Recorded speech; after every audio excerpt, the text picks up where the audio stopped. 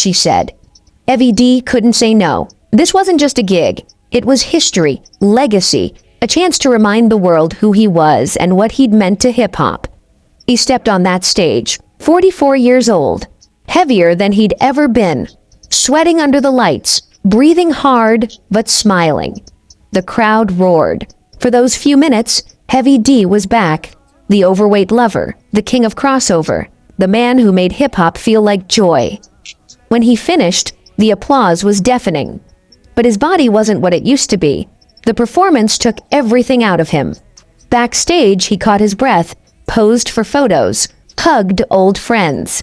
Then, he boarded a plane back to Los Angeles. A transcontinental flight, nearly 11 hours in the air, cramped in an airplane seat designed for people half his size.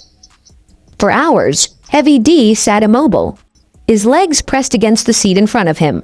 His blood flow slowed. Deep in his calf, a clot was forming. Deep vein thrombosis, DVT, a silent killer that forms when blood pools in the legs during long periods of inactivity. Doctors would later say the flight was a major contributing factor, especially for someone Heavy D's size, with his heart condition, with his sedentary lifestyle over the past 15 years. Heavy D landed in Los Angeles, went home to his Beverly Hills condo, and tried to get back to normal life. October turned into November. He went shopping, ran errands, worked on some music. On the outside, everything seemed fine. But inside, that blood clot was moving, traveling through his veins, making its way toward his lungs. November 8th, 2011. Around 11:25 in the morning, Heavy D returned to his Beverly Hills condo on the 400 block of North Maple Drive after a shopping trip. He was walking up the exterior pathway to his Those who were sexually abused in foster care as a child may qualify for up to $580,000 or more. When it happened, a sharp pain in his chest, his breath suddenly gone, his legs giving out beneath him. He collapsed on the walkway, conscious but gasping for air. Neighbors heard the commotion and called 911. Paramedics arrived within minutes, found Heavy D struggling to breathe, and rushed him to Cedars-Sinai Medical Center. Doctors worked on him in the emergency room, but there was nothing they could do. At age 44, exactly 1 month after his comeback performance in Wales, Heavy D was pronounced dead. The news hit the internet like a shockwave. Heavy D? Dead? How? He'd just performed in front of 40,000 people. He'd just been on stage, smiling, alive. What happened? Initial reports were confusing. Heavy D's cousin told reporters he'd been suffering from pneumonia. The media ran with it. Rapper Heavy D dies of pneumonia. But the LA County Coroner's Office said the preliminary autopsy was inconclusive, that they needed more tests, more time. That word, inconclusive, made people nervous. Why couldn't they figure out what killed him? 6 weeks later, on December 27th, 2011, the official report came out. Pulmonary embolism caused by deep vein thrombosis.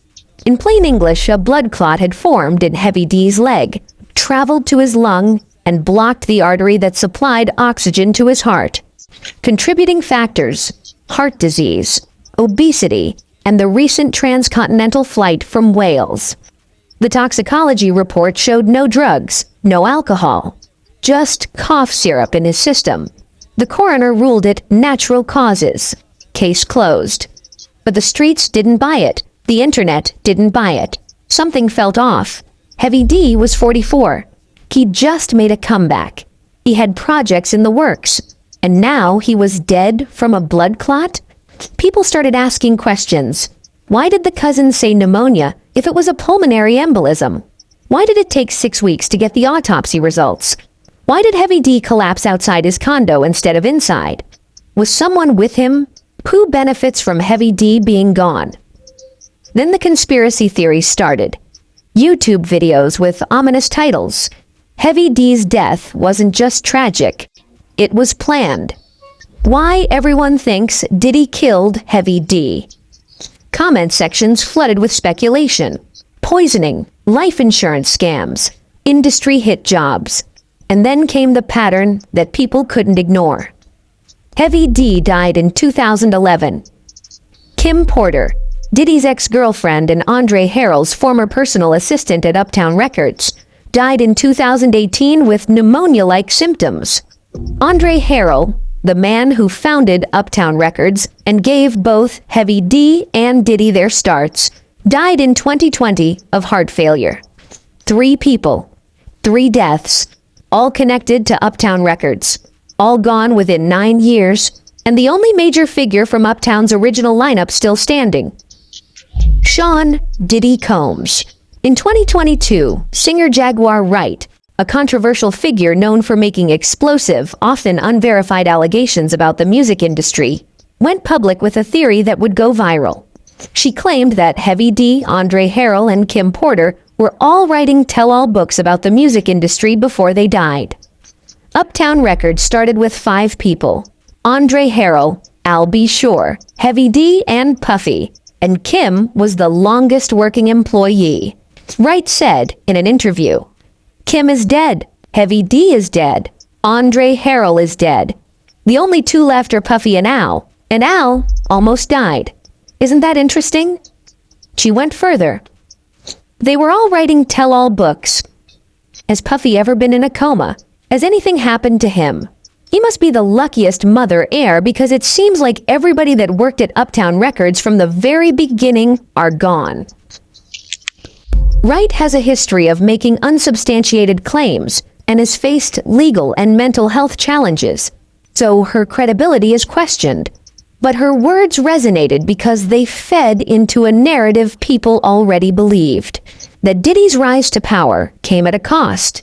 That the bodies around him weren't coincidences. That Heavy D knew too much and paid the price. No evidence has ever surfaced to support these theories. No tell-all book manuscript. No witness testimony. No police investigation. The LA County coroner closed Heavy D's case as natural causes, and that's where it stands legally. But the coroner closed the case. The streets, they kept it open. Heavy D left behind a catalog that still sounds fresh. 7 consecutive R&B top 10 albums. Platinum plaques lining the walls. A voice that defined an era. He was the first rapper to work with both Michael and Janet Jackson. He was the first rapper to become vice president of a major music label. He gave the world Pete Rock and CL Smooth's They Reminisce Over You, TROY. A song that still plays at every hip-hop funeral, every memorial, every moment when we need to remember the ones we've lost. He proved that hip-hop didn't have to be hard to be real, that you could make positive music and still sell millions. That crossover success didn't mean selling out.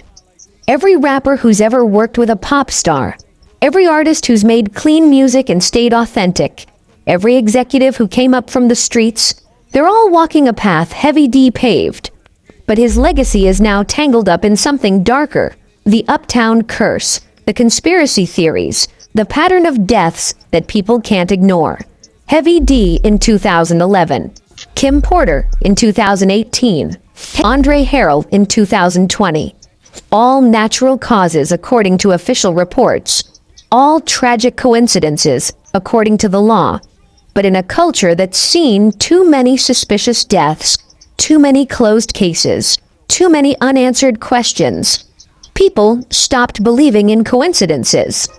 The tell-all book rumor refuses to die, even though no manuscript has ever surfaced, no publisher has come forward, no family member has confirmed it. But that's the thing about conspiracy theories. They don't need proof when the story feels true.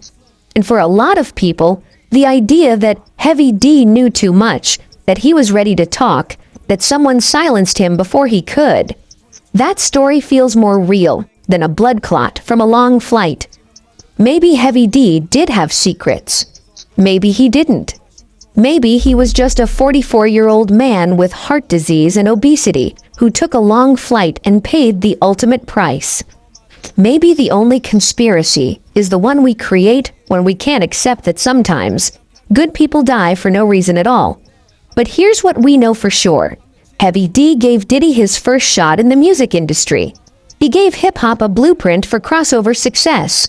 He gave the culture joy when it needed it most. He carried Uptown Records on his back and never asked for credit. And when he died, the man whose career he launched, the intern he told Andre to hire, became the only one left standing. Heavy D gave Diddy his shot. He gave hip-hop a smile. He gave the world joy.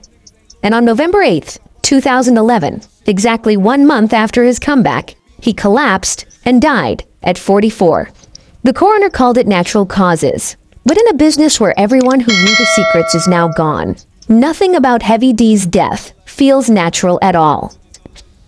This is amazing that all P Diddy co-workers and business people passed away. Same symptoms. But what are your thoughts? Here at Channel 53.